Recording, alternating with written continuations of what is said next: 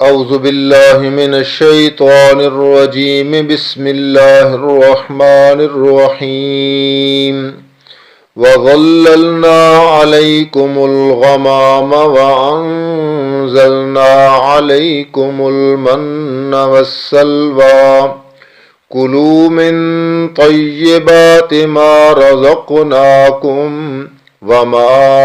ظلمونا ولكن كانوا أنفسهم يظلمون آمنت بالله صدق الله العظیم۔ انتہائی قابل احترام سامعین ذی وقار، آپ حضرات کی خدمت میں سورۃ البقرہ کی آیت نمبر 57 تلاوت کی ہے، اور جیسا کہ آپ اولاد یعقوب یعنی بنی اسرائیل پر اللہ تعالیٰ کی طرف سے نازل ہونے والے انعامات اور ان انعامات کے بعد جو بنی اسرائیلیوں نے اللہ کی ناشکری کی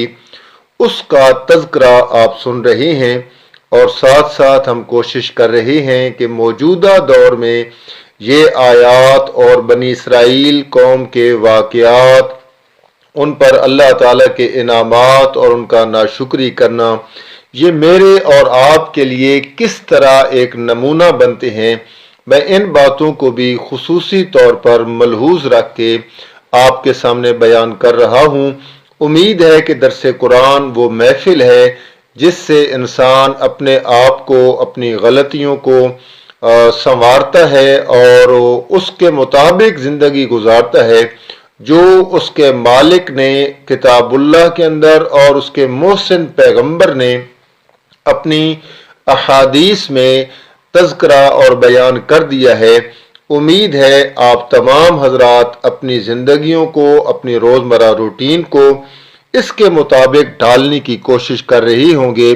بہرحال جو آیت آج بھی آپ کے سامنے بیان کی جائے گی، تلاوت کی ہے جو، اس کا تذکرہ اور اس کا معنی مفہوم بھی اس لحاظ سے بھی بڑا دلچسپ ہے کہ اس میں اللہ تعالیٰ نے جو بنی اسرائیل کا اصل وطن تھا اور کس وجہ سے اللہ تعالیٰ نے ان پر بادلوں کا سایہ کیا اور من و سلوہ دیا اور پھر کیا انہوں نے ناشکری کر دی، یعنی یہ سارا کچھ آج کے درس میں بیان ہوگا، لیکن میں حسب عادت، حسب دستور